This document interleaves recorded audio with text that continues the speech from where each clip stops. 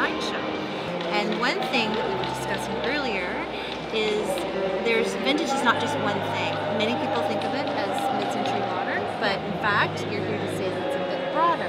So maybe you can tell us a bit about that. Of course. So we kind of break it down that there are antiques, there's vintage, which could mean vintage 1920s, 30s, right up to 1970s, right? It's just, it's like wine, it's just a vintage of something, and usually it means the best of that era. So if we're saying from vintage 1920s, we're probably talking about Art Deco, because that was the most known, that was the most innovative at the time. Right. So do you have a couple of examples here around this table that you could show us?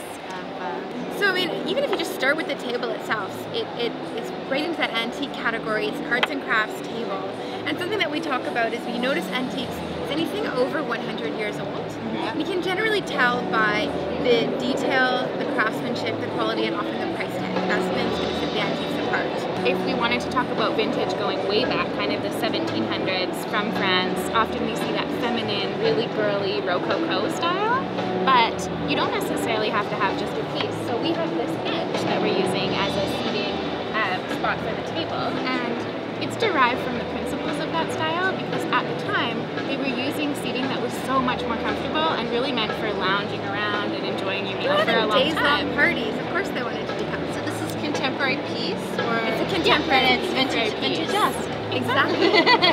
Great. Well, thank you very much, Jennifer and Megan. Thanks, Amy.